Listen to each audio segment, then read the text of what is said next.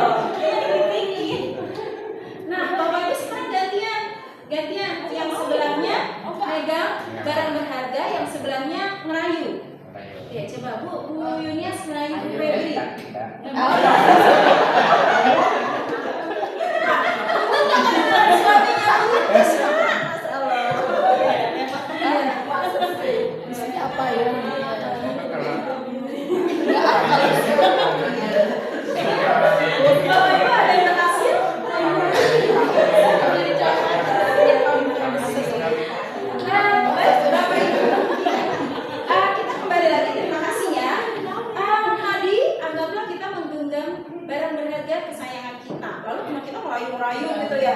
Tadi kan ada yang berhasil dirayu, berhasil dibujuk, ada yang enggak ya Bapak Ibu. Nah ini terkait yang namanya kontrol di paradigma baru. Kontrol.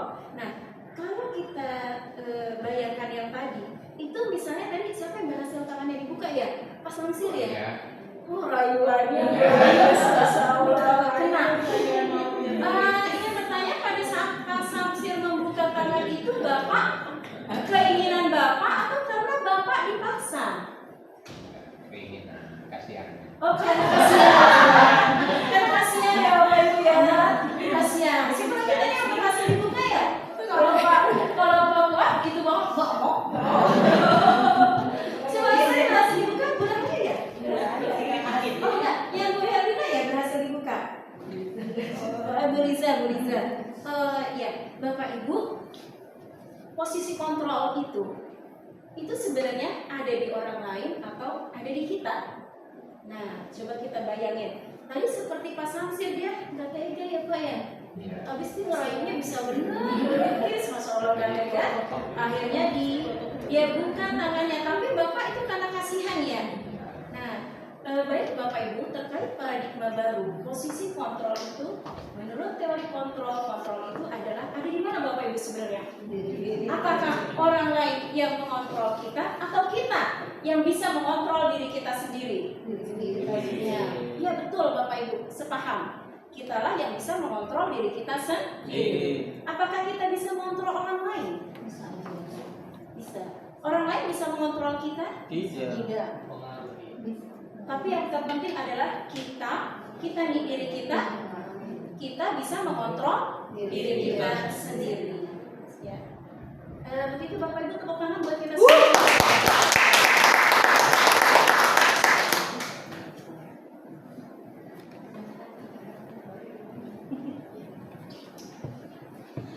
Baik Bapak Ibu, ini apakah terbaca? Kecil ya Bapak Ibu ya? Kecil ya. Bila kita ingin membuat kemajuan perlahan, sedikit-sedikit ubahlah sikap atau perilaku Anda. Namun, bila kita ingin memperbaiki cara-cara utama kita, maka kita perlu mengubah kerangka acuan. Ubahlah bagaimana Anda melihat dunia, bagaimana Anda berpikir tentang manusia, ubahlah paradigma Anda. Nah, baik Bapak Ibu, terkait paradigma baru ini Bapak Ibu, misalnya ya saya selalu berpikir, misalnya mohon maaf ini dicontohin ya, siapa ya, Bu Febri. Bu Febri misalnya dia guru baru, lalu saya selalu berpikir, mohon maaf ini misalnya negatif ya, oh dia guru baru, pasti nggak bisa gitu ya Bapak Ibu ya. Tapi kita ubah menjadi yang lain. Oh dia itu lulus P3K, berarti dia guru yang bagus, gitu ya Bapak Ibu ya. Kita ubah. Apabila misalnya kita pernah mengalami misalnya siswa kita Bapak Ibu, ya. Siswa kita itu misalnya dia apa nih Bapak Ibu contohnya? Kalau untuk siswa, misalnya contohnya siswa kita dia bermasalah, ya.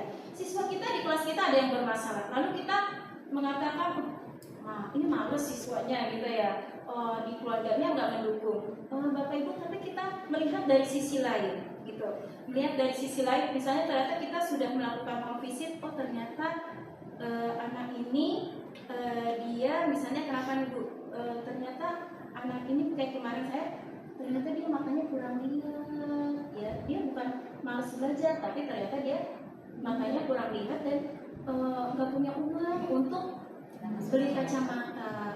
Dan kita selalu bilang ini anak ini males, nggak punya semangat belajar. Tapi kita melihat dari sisi lain, ternyata pas setelah kita gali anak ini, ternyata anak ini dia ada kekurangan di fisik dan dia belum punya cukup uang buat beli kacamata. Seperti itu misalnya Bapak Ibu, seperti itu ya. Ya, baik Bapak Ibu, kita lanjut ya. Teori kontrol ini oleh Dr. William Glasser ya. Tadi yang terkait kontrol ya, Anda tidak bisa mengontrol orang lain, hanya Anda yang bisa mengontrol diri Anda. Jadi hanya kita yang bisa mengontrol diri kita ya Bapak Ibu ya. Nah, selanjutnya ini kita hubungkan dengan tadi budaya positif, yaitu disiplin positif. apa itu disiplin positif? Disiplin positif itu adalah belajar kontrol diri dengan menggali potensi kita agar tercapai tujuan mulia, yaitu sesuatu menjadi seorang yang kita inginkan berdasarkan nilai-nilai yang dihargai. Bapak Ibu, kalau kita lihat secara kasar itu disiplin itu berarti kita patuh, gitu ya Bapak Ibu ya, patuh atau taat. Tapi sebenarnya yang baik untuk mengarahkan kepada disiplin positif itu yaitu kita belajar dengan mengontrol diri kita, menggali potensi kita, mengarah kemana Bapak Ibu? Mengarah ke nilai-nilai yang kita hargai atau disebut juga ini sebagai nilai kebajikan universal. Apa itu nilai kebajikan universal? Seperti misalnya apa Bapak Ibu? Nilai-nilai yang baik. Ini juga ada di profil pelajar Pancasila. Profil pelajar Pancasila saya ingat sekali waktu Pak yang dari akreditasi sekolah Pak Fakih ya, kita singkat kalau di nilai-nilai kebajikan yang ada di profil pelajar Pancasila yang disebut dimensi, kita singkat makan roti manis, gitu ya Bapak Ibu ya. Saya kebetulan saya duduk paling depan dan saya berusaha menyimak kata Pak Fakih. Bapak Ibu, profil pelajar Pancasila kan panjang-panjang tuh, kita singkat aja makan roti manis. Dimensinya, nilai-nilai kebajikannya beriman dan bertakwa kepada Tuhan Yang Maha Esa, kan berkebinekaan global, gotong royong, bernalar kritis, mandiri, dan yang belum disebutin apa tadi Bapak? Kreatif. Oh, kreatif. Nisnya bernalar kritis. Terima kasih Bu Febri. Banyak kan Bapak Ibu ya, jadi kita singkat. Nah, kebajikan universal ini contohnya misalnya adalah kejujuran, apalagi Bapak Ibu seperti ini budayanya SMK 8, komitmen, kejujuran, komitmen, menghargai orang lain, apalagi Bapak Ibu ya, menghormati, gitu ya, itu contoh kebajikan universal. Lalu menurut teori kontrol, semua perilaku itu memiliki tujuan, Bapak Ibu. Seperti yang kita ketahui terkait motivasi itu ada dua ya, motivasi ekstrinsik, motivasi intrinsik. Nah, Bapak Ibu, kalau misalnya siswa kita, kita menemukan siswa kita yang bermasalah, misalnya katakanlah siswa yang malas, bagaimana supaya siswa kita itu menjadi rajin Bapak Ibu? Apakah cukup dengan kita, nah ini ribet ya buat kamu kalau kamu rajin, ibu kasih jajan, ibu traktir jajan di kantin sebulan ya Bapak Ibu. Apakah itu akan bertahan terus Bapak Ibu? Kalau kita kasih reward itu cuma untuk jangka pendek aja ya Bapak Ibu ya. Nah, tapi yang terpenting adalah supaya dia stabil terus menerus sampai dengan masa depannya. Yang terpenting adalah bagaimana kita menghadirkan motivasi intrinsik dari siswa kita. Nah, motivasi intrinsik salah satunya adalah bagaimana kita bisa menanamkan kepada siswa kita yaitu kebajikan universal. Jadi motivasi ini dari siswa kita sendiri Bapak Ibu. Jadi misalnya kita bikin kesepakatan kelas, kita bikin keyakinan kelas ya, nah, yaitu komitmen. Kita katakanlah seperti itu, komitmen dalam KBM. Itu Bapak Ibu, ketika kita mengatakan komitmen dalam KBM itu memang pendapat dari anak kita. Nah, supaya kelas ini kondusif, kelas seperti apa yang kamu harapkan? Gitu ya Bapak Ibu ya. Misalnya jawaban siswa kita salah satunya harus komitmen dulu sama KBM. Gitu. Oh ya, itu dari anak kita ya Bapak Ibu. Ketika jawaban itu adalah dari siswa kita, berarti dia sangat merasa dihargai. Ketika itu kita pakai, ya anak-anak. Kalau gitu kita harus komitmen. Jadi biarlah anak kita menggali sendiri. Kelas seperti apa yang kamu harapkan? Komitmen Bu, menghargai orang, jujur, gitu Bapak Ibu ya. Kata anak-anak kita. Jadi kalau beda kalau kita kalau itu dari kita Bapak Ibu. Anak-anak, Bapak Ibu maunya kamu jujur. Beda nggak Bapak Ibu rasanya? Ini saya ada dua kondisi terkait pemberian motivasi atau menghadirkan motivasi Bapak Ibu. Misalnya guru A, Bapak Ibu saya contohkan, ada guru A, ada guru B.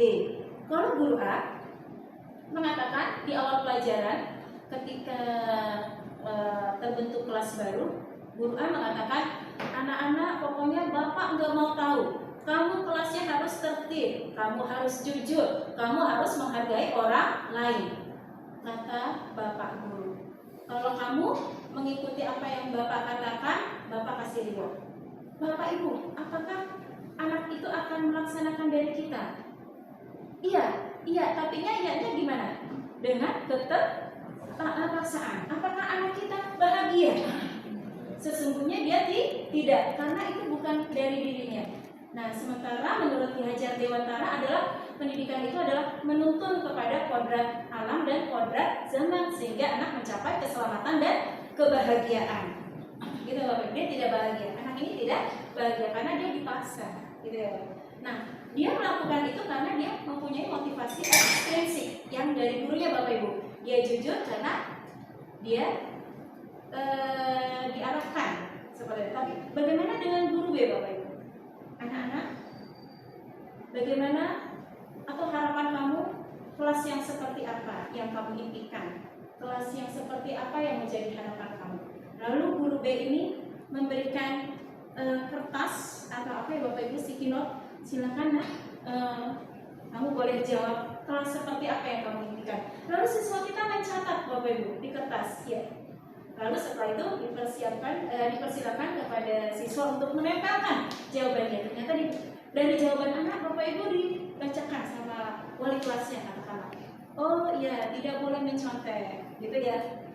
Kemudian menghargai orang lain, seperti itu Bapak Ibu. Nah, bagaimana rasanya? Beda enggak? Apa sama dengan yang guru A Bapak Ibu? Kalau guru B yang tadi dia melibatkan siswa untuk memberikan pendapat. Siswa merasa dihargai dan siswa lebih senang lagi ketika pendapatnya itu diterapkan, dijalankan. Dia merasa dihargai Bapak Ibu. Ketika kita menerima pendapat, oh iya, Bapak setuju. Sepakat ya nak? Sepakat semuanya? Sepakat. Anak merasa dihargai Bapak Ibu. Nah, inilah kita bisa menuntunnya kepada kebahagiaan. Mungkin itu Bapak Ibu. Itulah yang harus kita perbaiki, kita sebagai guru. Sepertinya kita harus melibatkan siswa dalam dia memberi pendapat. Ini juga terkait dengan pendidikan abad 21. Jadi berpikir kritis. Bayangkan dengan guru B, semuanya anak-anak terima jadi Bapak Ibu ya. Pokoknya Bapak taunya kamu jujur gitu, tertib gitu ya Bapak Ibu. Tapi bagaimana kalau itu pendapat dari dia? Seperti itu ya Bapak Ibu ya. Lalu Bapak Ibu di dalam teori kontrol Dr. William Glasser menyebutkan bahwa ada 5 posisi kontrol ya Bapak Ibu. Kita sebagai guru bisa dikatakan sebagai penghukum, pembuat rasa bersalah, teman, pemantau, atau kita sebagai manajer Bapak Ibu. 5 ini terdapat di kita. Penghukum seperti apa Bapak Ibu? Misalnya ada anak yang terlambat, lalu guru itu mengatakan kamu terlambat, gitu ya. Bapak akan kasih kamu poin keterlambatan, gitu. Seperti itu. Kamu besok tidak boleh terlambat lagi, gitu ya Bapak Ibu ya. Sambil mendengarkan azan Bapak Ibu ya. Selanjutnya membuat rasa bersalah. Ketika anak yang terlambat itu, lalu kenapa kamu terlambat? Gitu. Kamu terlambat. Terlambat itu tidak baik, gitu. Terlambat itu bukan SMK 8, gitu ya. Anak itu sehingga merasa bersalah. Kemudian teman. Seperti ini Bapak Ibu kalau teman. Nah, kamu kesian gak sama Bapak Ibu nih? Kalau kamu terlambat, Bapak Ibu juga di kelas harus menunggu kamu dulu kan masuk, gitu Bapak Ibu seperti itu. Kalau pemantau seperti ini, ketika ada anak yang terlambat, mungkin kalau teman yang tidak terlambat dikasih bintang 3. Ternyata yang anak terlambat gak dikasih bintang. Seperti itu Bapak Ibu ya. Kalau manajer seperti apa manajer? Kalau manajer dia bijaksana Bapak Ibu. Seperti guru B tadi. Kalau manajer, nah, kenapa terlambat? Coba ibu sebagai piket ya Bapak Ibu. Bagaimana kamu memanage waktu? Boleh dituliskan di sini. Lalu dia menjawab, dia memanage waktu seperti ini. Kemudian guru itu bertanya lagi, Bapak Ibu, nah kalau kita terlambat, menurut kamu solusinya bagaimana ya supaya besok tidak terlambat lagi? Gitu Bapak Ibu. Tidak ada menyalahkan. Posisi kita sebagai manajer, kita menggali potensi anak. Dia mencari solusi atas permasalahannya sendiri Bapak Ibu. Jadi kalau kita sebagai manajer, anak kita mencari solusi atas permasalahan sendiri. Bisa dipahami ya Bapak Ibu ya? Jadi mencari solusi atas pengalaman sendiri, dia berpikir kritis juga. Kadang kita anak kita marah-marahin, kita nggak mau tahu apa yang membuat dia terlambat. Tapi posisi kita sebagai manajer adalah kita menggali potensinya. Anak menggali sendiri, dia berusaha menyelesaikan masalah sendiri. Menurut kamu bagaimana supaya kamu besok tidak terlambat? Oh, saya harus bangun lebih awal Bu. Gitu misalnya ya Bapak Ibu ya. Mungkin malamnya saya harus siapin. Kan dia mencari solusi atas masalahnya sendiri ya Bapak Ibu ya. Nah itulah yang diharapkan di pendidikan abad 21. Kemudian Bapak Ibu terkait kita sebagai manajer, nanti ada kita bikin di awal KBM, di awal pembelajaran itu keyakinan kelas. Sudah pernah dikabarkan oleh teman kita yang lulus bergerak ya Bapak Ibu ya, Pak Hasan ya. Keyakinan kelas. Apabila keyakinan kelas itu dilanggar, kita melakukan yang namanya segitiga restitusi. Jadi solusinya penyelesaiannya dengan segitiga restitusi. Segitiga restitusi apa? The next Bapak Ibu nanti akan saya jelaskan ke depan ya. Lalu masih dengan teori kontrol, yaitu realitas kebutuhan kita berbeda. Kita berusaha memahami pandangan orang lain tentang dunia. Setiap orang memiliki gambaran berbeda. Nah, Bapak Ibu, menurut Dr. William Glasser itu manusia itu memiliki 5 kebutuhan dasar. Kita itu semuanya memiliki 5 kebutuhan dasar. Yang paling pertama adalah kebutuhan kita bertahan hidup. Ya Bapak Ibu, bertahan hidup. Kemudian penguasaan, kasih sayang, kemudian kesenangan dan kebebasan. Kesenangan dan kebebasan.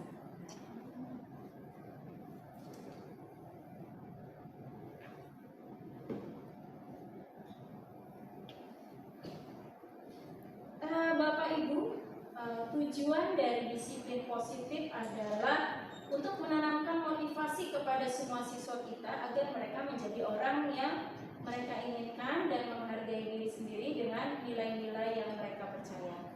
Motivasi ini berasal dari diri siswa internal, sehingga akan berdampak jangka panjang dan tidak akan berpengaruh dengan adanya hukuman dan hadiah. Bapak Ibu, kita sebagai seorang pendidik, kita perlu menghadirkan bagaimana anak itu motivasinya dari dalam diri. Ya. Kalau dia motivasinya ekstrinsik, misalnya dia bisa menjawab, kita kasih hadiah Bapak Ibu, pasti akan bertahan di saat itu aja Bapak Ibu.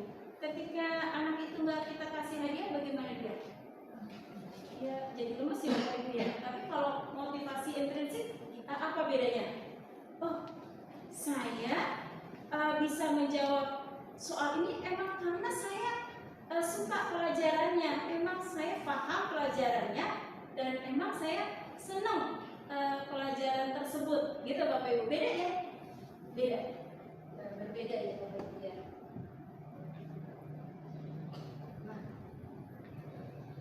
Next Bapak Ibu, selanjutnya tadi disiplin positif udah, kita menuju ke keyakinan kelas Bapak Ibu. Keyakinan kelas kita kemarin udah juga yang membahas ya Bapak Ibu ya.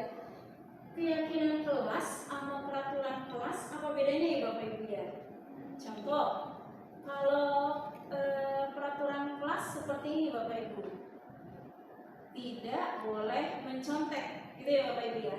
Tapi kalau keyakinan kelas itu adalah apa? Ini bukan terkait kepercayaan. Keyakinan kelas itu terkait dengan nilai-nilai kebajikan universal. Tapi itu yang udah kita sepakati bersama di kelas tersebut. Contoh, kalau tadi peraturannya adalah tidak boleh mencontek, maka keyakinan kelasnya kira-kira apa Bapak Ibu? Berarti sikap yang baik. Iya, yes, betul. Jujur, kejujuran. Jadi keyakinan kelasnya adalah kejujuran. Kalau tidak boleh mencontek kan dia teknis ya Bapak Ibu ya, sangat teknis sekali. Teknis, tidak boleh mencontek, tidak boleh berlari di sepanjang koridor gitu ya. Tapi kalau kebajikan universal, keyakinan kelas, kita menanamkan kepada siswa kita kejujuran, kejujuran, gitu ya Bapak Ibu ya, seperti itu.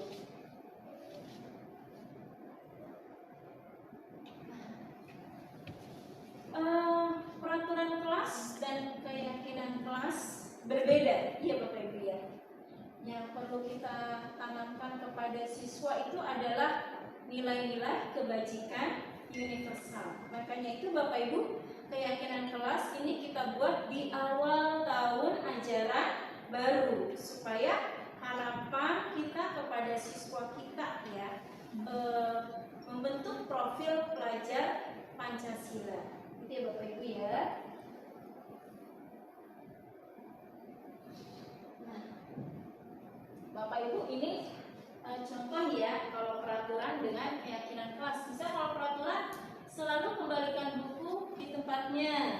Keyakinan kelas, nilai kebajikan universal berarti adalah tanggung jawab gitu ya Bapak Ibu ya.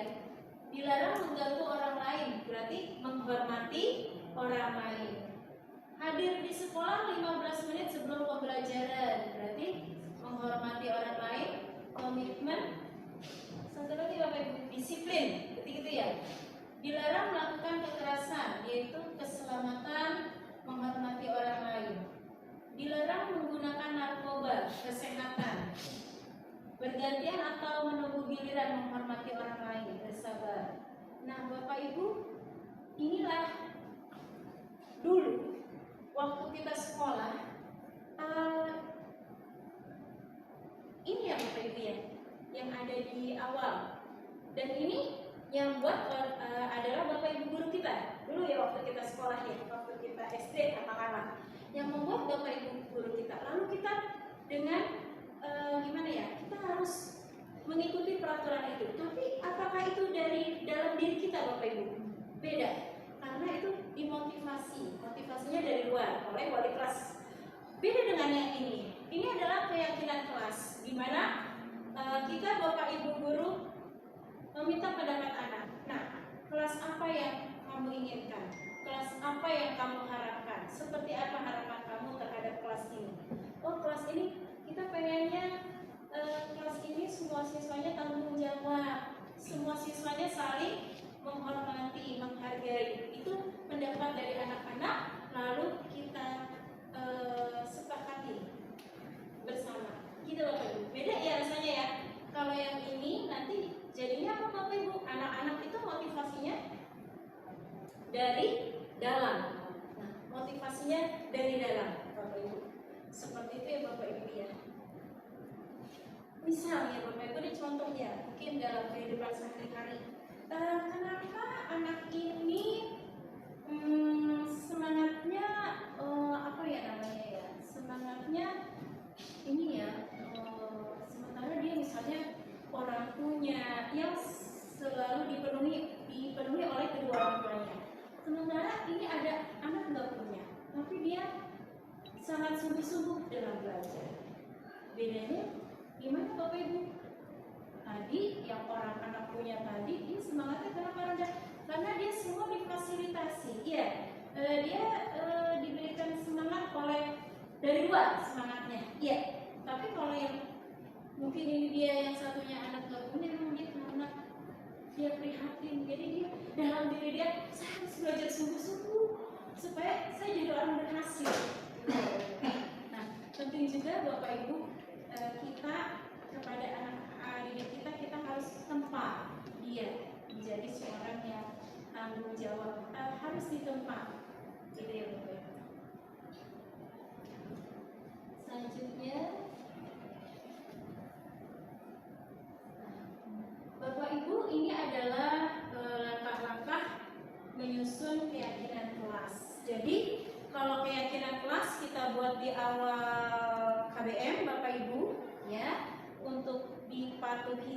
bersama, tapi ini adalah melibatkan siswa, gitu ya Bapak Ibu. Kalau peraturan bedanya, peraturan dibuat dari peraturan itu sudah dibuat, ya, otomatis siswa mau tidak mau harus mentaati, gitu ya Bapak Ibu bedanya ya. Tapi kalau keyakinan kelas enggak. Keyakinan kelas itu kita Bapak Ibu wali kelas duduk bareng sama siswanya. Nah, kelas seperti apa ya kamu harapkan? Otomatis kita kan memacu dia untuk berpikir, iya Bapak Ibu. Berarti kita kan menghadirkan kelas sesuai dengan keinginan anak-anak kita sehingga menimbulkan atau menghadirkan motivasi intrinsik. Yang pertama adalah tanyakan pendapat murid tentang masalah dan harapan kelas. Eksplorasi ide dari murid untuk mencapai kelas impian seperti apa. Kemudian ambil kesimpulan dari ide murid. Nah, kemudian kalimat yang sudah disepakati menjadi keyakinan kelas diubah menjadi kalimat positif dan temukan nilai kebajikan universal. Misalnya Bapak Ibu tadi tidak boleh mencontek, itu kan kalimat negatif ya, tidak boleh mencontek. Kita ubah jadi kalimat positif Bapak Ibu. Kalimat positifnya berarti kalau tidak boleh mencontek berarti mengerjakan soal dengan jujur. Nah, kebajikan universalnya kejujuran, gitu Bapak Ibu. Bisa membedakan Bapak Ibu ya? Seperti itu ya Bapak Ibu. Kemudian tanda tangan bersama. Tanda tangan bersama artinya kita sepakat, kita akan menerapkan ini secara bersama-sama. Seperti itu Bapak Ibu.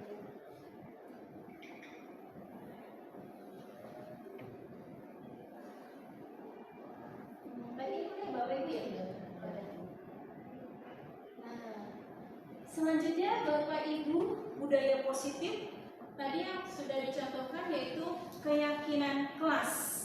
Budaya positif berikutnya adalah segitiga restitusi. Bapak Ibu ini pernah kita bahas ya di raker tahun ajaran baru ya. Waktu itu Bapak Ibu yang P3K belum gabung sama kita. Mungkin ini saya sedikit mereview ya Bapak Ibu. Kalau Bu Ade, Bu Nur udah ada ya waktu itu ya di pembahasan segitiga restitusi. Jadi segitiga restitusi ini kayak segitiga yang itu ya terigu ya. Segitiga segitiga restitusi itu apa sih Bu Titin? Apabila ya Bapak Ibu ada siswa kita yang melanggar keyakinan kelas, misalnya dia kejujuran, tapi ada anak kita di kelas itu tidak jujur. Kenapa dia melakukan itu? Kita bisa dengan penyelesaiannya bisa dengan segitiga restitusi. Nah, apa itu segitiga restitusi? Restitusi adalah proses menciptakan kondisi bagi murid untuk memperbaiki kesalahan mereka sehingga mereka bisa kembali pada kelompok mereka dengan karakter yang lebih kuat. Restitusi juga merupakan proses kolaboratif yang mengajarkan murid untuk mencari solusi atas masalah mereka sendiri. Jadi segitiga restitusi ini Bapak Ibu, murid kita bermasalah, kita menggali dia agar dia bisa mencari solusi atas masalahnya sendiri. Itu Bapak Ibu kurang lebih ya. Kenapa harus segitiga restitusi Bapak Ibu? Kenapa dulu waktu saya SD saya ingat sekali itu bapaknya guru matematika, anaknya siswa Bapak Ibu. Anaknya nggak dengerin bapaknya mengajar, langsung itu Bapak Ibu penghapus melayang, saya ingat banget itu, tidak pernah saya lupakan itu. Waktu itu kan whiteboardnya bukan whiteboard ya, papan tulis kita menjadi penghapusnya itu kan yang penghapus kayu ya, Masya Allah, penghapus melayang pas banget mengenai anaknya. Nggak mau kasihan banget ya, sih ingat itu. Ketika saya duduk hadir, Allah kasih saya rezeki mendapatkan ilmu di program guru penggerak Bapak Ibu, ternyata setiap manusia punya kebutuhan seperti ini Bapak Ibu, kasih sayang ya, penguasaan, kebebasan, kesenangan bertahan hidup. Kita punya kebutuhan kasih sayang sehingga kita tidak bisa semena-mena menyalahkan anak kita ya, seperti itu ya Bapak Ibu ya.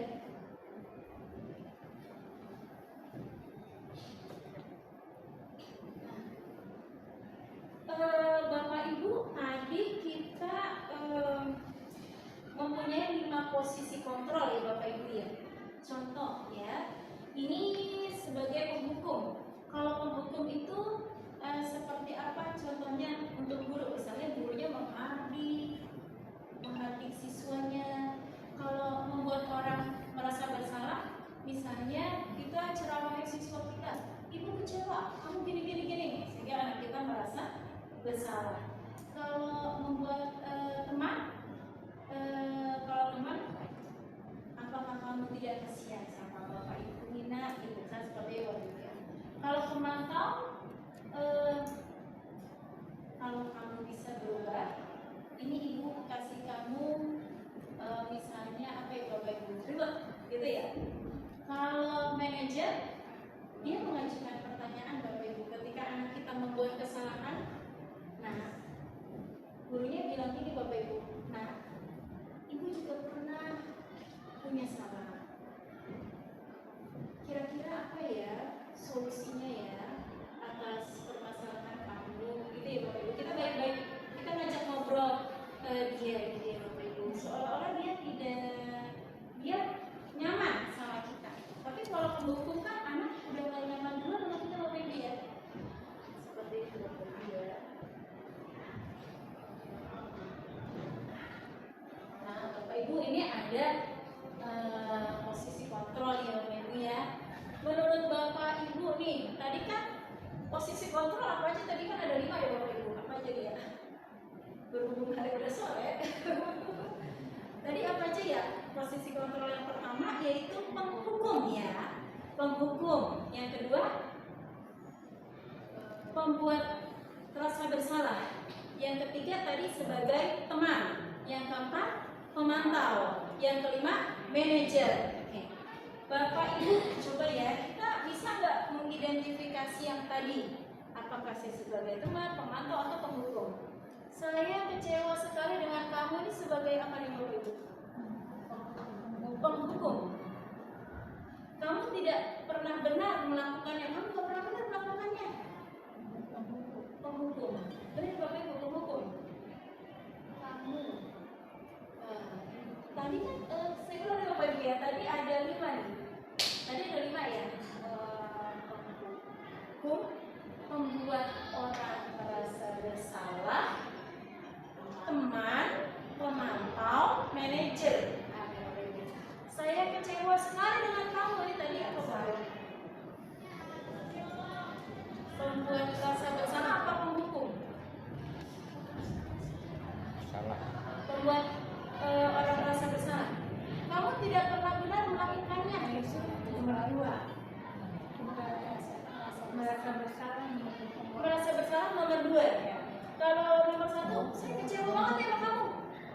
Penghukum. Ini merasa bersalah Bapak Ibu ya.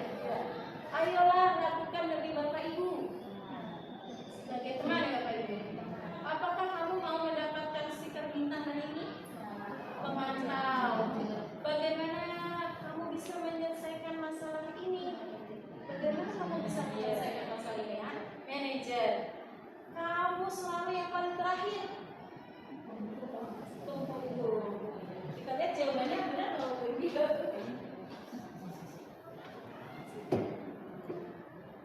Ya Bapak Ibu, ini jawabannya ya. Saya kecewa sekali dengan kamu itu membuat orang merasa bersalah. Kamu tidak pernah benar melakukannya. Penghukum agak beda-beda tipis ya antara penghukum sama pembuat rasa bersalah ya. Ayolah lakukan demi Bapak Ibu. Aman, benar Bapak Ibu ya. Apakah kamu mau mendapatkan stiker ini pemantau benar? Bagaimana kamu bisa menyelesaikan masalah tadi benar manajer ya? Nah, kamu selalu yang kita bacanya harusnya kalimatnya kamu selalu yang terakhir, gitu ya Bapak Ibu ya. Segitu ya. Ini adalah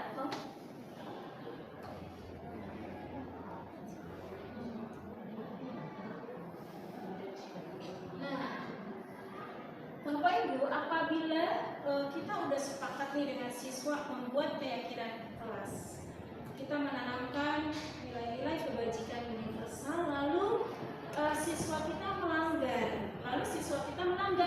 ini kita melakukan apa Bapak ada restitusi. Dalam segitiga restitusi itu ada menstabilkan identitas, validasi kebutuhan, kemudian ada menanyakan keyakinan. Jadi Bapak Ibu langsung aja. Pertama yaitu kita menstabilkan identitas.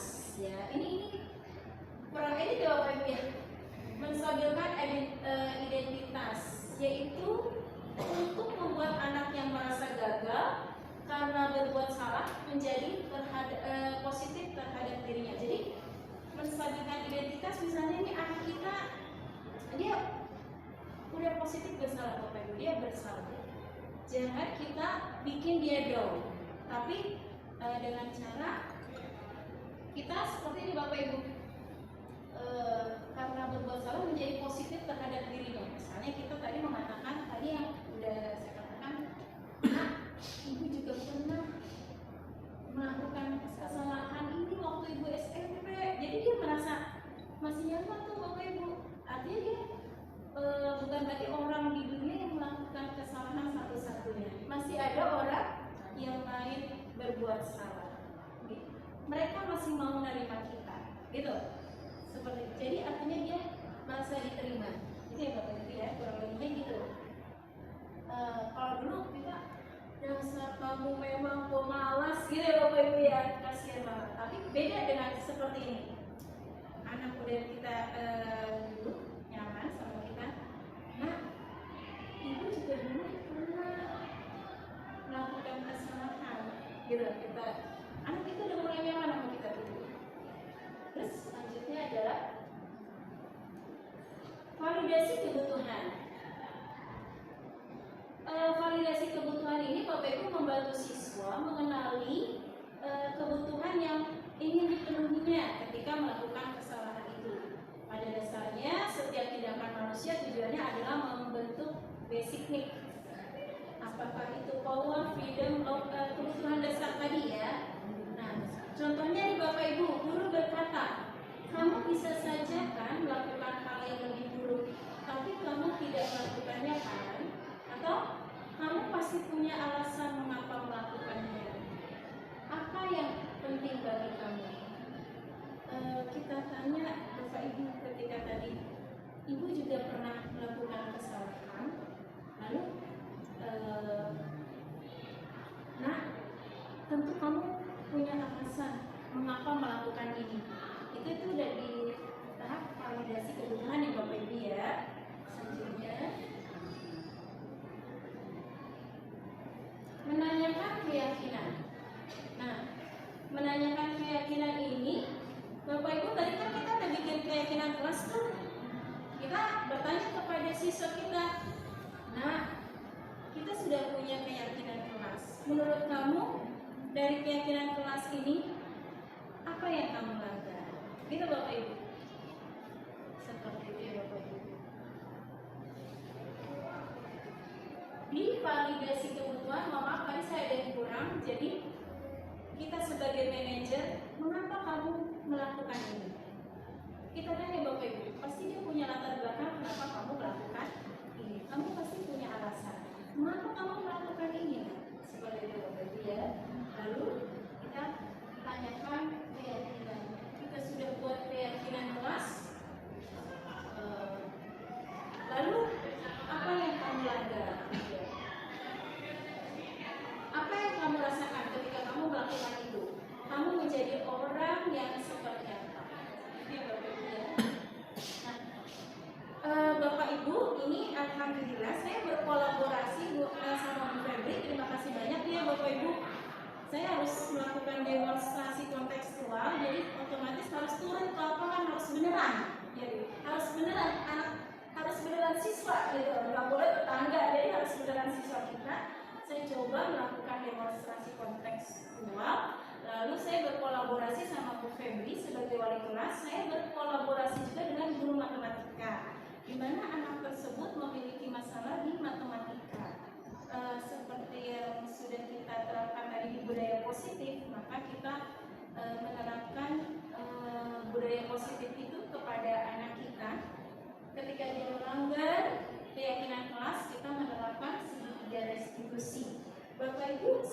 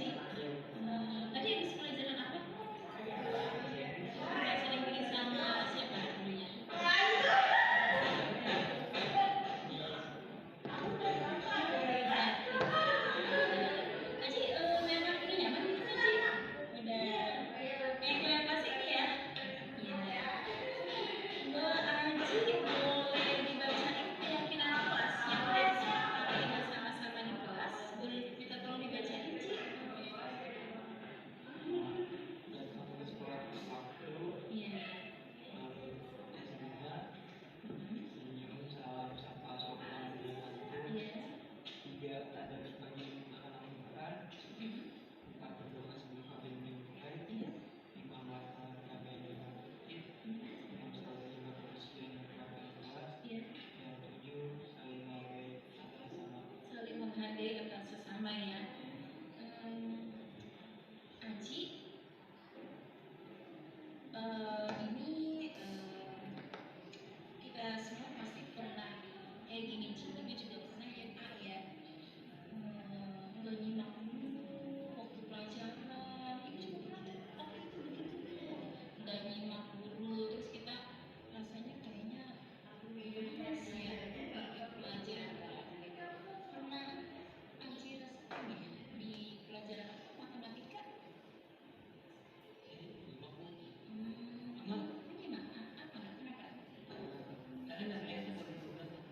Jadi kamu masih ya?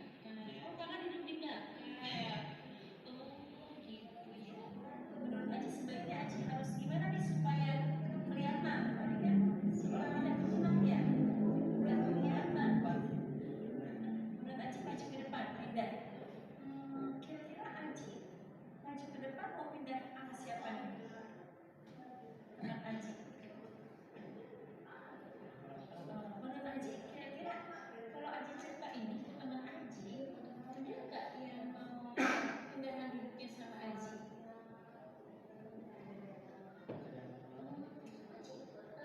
Ibu, Bu Tita cerita ya, boleh cerita ya.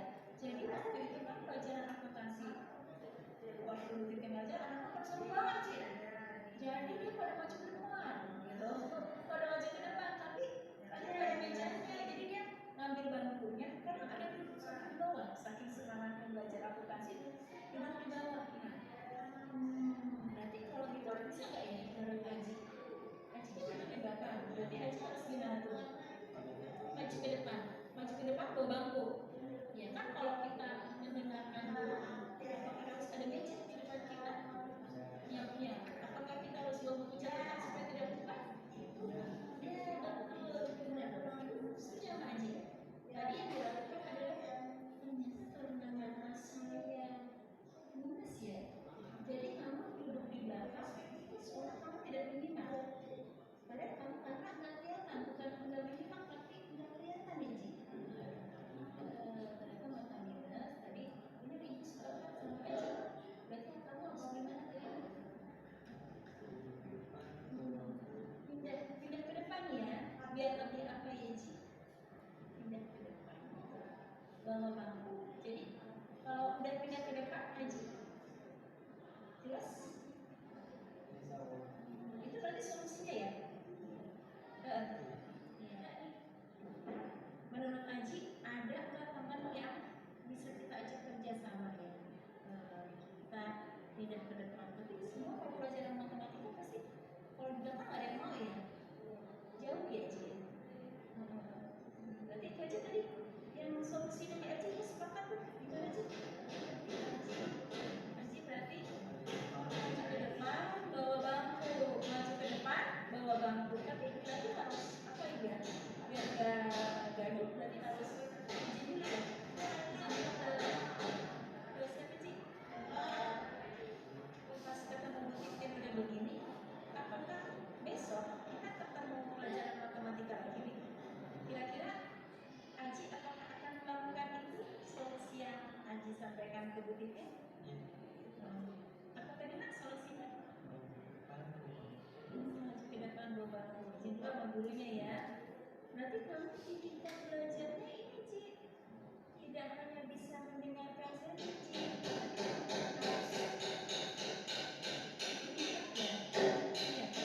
harus melihat ya. Kamu belajar audio visual nih Ci, audio visual jadi tidak mendengar aja, tapi kamu harus catatannya, gitu kan?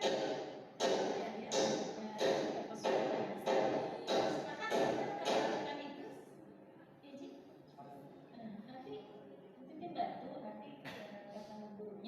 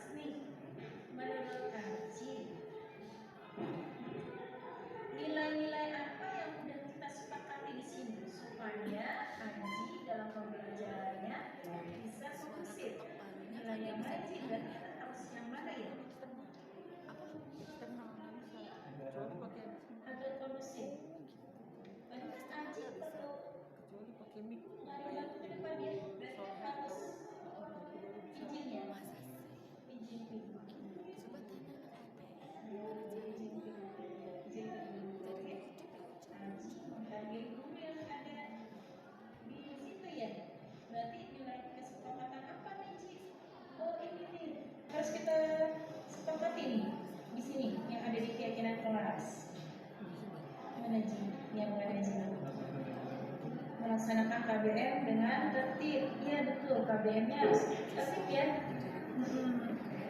Ya, supaya pelajar tadi Aji berinisiatif maju ke depan, tapi harus izin guru. Berarti kita harus sama guru menghadap. Ya, Bapak Ibu, terakhir tadi siang kebetulan Aji, mohon maaf ini namanya tadi di awal saya ini karena buat masuk YouTube ya, kasihan itu nama aslinya ya Bapak Ibu ya. Jadi saya juga menghormati Aji juga ya. Saya tanyakan tadi siang sama Bu Rohina, kebetulan hari ini ada Mama Dia ya bukan. Mulai sih belum minta dia cerita aja duluan. Bu Titi gini. Kebetulan tadi sebelum pelajaran proses saya pembinaan dulu Bu. Oh pembinaan dulu ya Bu, jangan titip. Oh gitu. Ya saya tanya gimana Bu Rohina? Ya Aji udah mulai ke depan, Aji makan tapi belum mampu beli kacamata. Aji tahu minus dari mana pas saya pakai kacamata teman saya sih lebih baik kan? Itu kata Aji nih Bu, Bapak Ibu ya. Terus udah duduk di depan.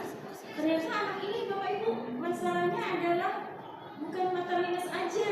Jadi itu dia dasarnya itu belum dasarnya belum kuat dasarnya, tapi dia baik dia gini kali ya, mungkin karena dia berusaha untuk memecahkan solusinya. Bu Rohila itu kan dia kelompoknya, jadi Aji sama satu kelompok itu menyelesaikan soal matematika, bikin contoh yang nggak ada di Bu Rohila. Jadi dia menyelesaikan contoh, terus Bu Rohila nanya, ini kamu nyontek ya? Bukan, ternyata dia menyelesaikan sendiri. Itu di dalam kelompok belajar itu ada yang matematikanya bagus, yang namanya Dita kalau nggak salah. Nah Aji ada di situ, terus Bu Rohila nanya ke Aji gimana kamu sebenarnya paham nggak nih dengan soal dan pembahasan yang udah kelompok kamu bikin? Karena Aji tadi jawabannya Bu Rohila, insya Allah saya ikut pembahasan juga. Berarti apa Bapak Ibu, ini kan sebenarnya ikhtiar kita sebagai guru ya, tidak boleh langsung menjas anak kamu anak malas, kamu anak bodoh, tapi ternyata anak itu ada kekurangan yang pas kita gali di segitiga restitusi kita tahu selain matanya minus, dia mau punya itu kesian ya. Dia matematikanya memang harus pendampingan, ternyata matematikanya pendampingan, dan Bu Rohila sudah tahu solusinya. Jadi Bu Titin bikin ini tetap ada tutor sebaya, jadi biar dia nggak ketinggalan banget. Gitu Bapak Ibu. Jadi dalam segitiga restitusi ini tetap kita harus bergandengan sama teman-teman kita, seperti saya dengan Bu Febri wali kelas dan saya Bu Rohila, agar segitiga restitusi tidak hanya dia mengatakan saya bisa solusi atas saya adalah saya harus pindah ke depan, saya buku catatan, tapi Bapak Ibu kita selalu bertanya progresnya kepada gurunya. Bapak Ibu ya, bagaimana progresnya? Bayangkan Bapak Ibu, kalau Aji itu adalah anak kita, kebayang nggak Bapak Ibu ya? Bagaimana juga dengan anak saya yang belajar, yang dia saya juga berharap ketika kita berbuat baik kepada siswa kita, insya Allah guru yang mengajarkan anak kita juga pasti baik terhadap anak kita. Bukan begitu Bapak Ibu ya? Baik Bapak Ibu, terima kasih banyak atas kerjasamanya. Semoga budaya positif ini, keyakinan kelas, segitiga restitusi bisa kita terapkan ya Bapak Ibu, walaupun bentuknya langkah kecil. Terakhir Bapak Ibu, saya ingin bertanya siapa ya? Pak Lamro boleh? Pak Lamro, setelah mendengarkan diseminasi dari saya, kira-kira Pak Lamro akan melakukan apa?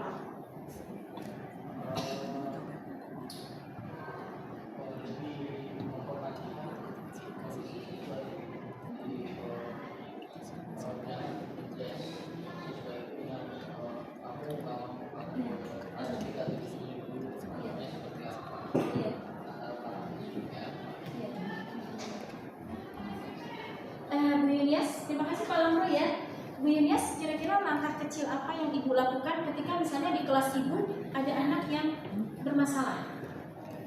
Ya, kalau untuk siswa yang bermasalah mungkin bisa kita panggil dulu ya Bu ya, secara face to face. Iya. Permasalahannya yang dia alami itu apa saja, dan kita sebagai guru harus bisa memberikan solusi. Dan solusinya dalam arti dari masalah yang dia alami itu kira-kira yang solusi yang terbaik dari permasalahan itu apa. Jadi kita memberikan arahan sehingga dia mengetahui solusi atas masalahnya tersendiri. Bapak Ibu, dari Aji ini ternyata kita sebagai guru harus mengetahui karakteristik anak kita yang beda-beda. Ternyata Aji itu adalah dia nggak bisa di belakang aja, dia takdir dia dari mana di belakang aja. Ternyata Aji itu dia gaya belajarnya apa tadi ya Bapak Ibu? Setelah saya gali-gali, oh ternyata Aji itu audio visual Bapak Ibu. Jadi tidak cukup mendengarkan, dia juga harus melihat, dia terkendala dengan matanya. Oh jadi kita sebagai guru harus bisa nih yang kalau audio kita perlakuannya bagaimana, audio visual, kinestetis gitu ya Bapak Ibu ya. Ternyata kita harus memperhatikan karakteristik dari siswa kita tersebut. Baik Bapak Ibu, semoga diseminasi dari saya budaya positif yaitu keyakinan kelas dan segitiga restitusi dapat bermanfaat ya untuk Bapak Ibu semua. Sekali lagi terima kasih banyak. Saya mohon maaf ini udah sore, harusnya udah pulang ya Bapak Ibu ya, karena tadi kita banyak yang kita kerjakan. Terima kasih banyak Bapak Ibu ya. Sampai ketemu lagi. Assalamualaikum warahmatullahi wabarakatuh. Terima kasih Bapak Ibu ya. Jangan lupa absen pulang.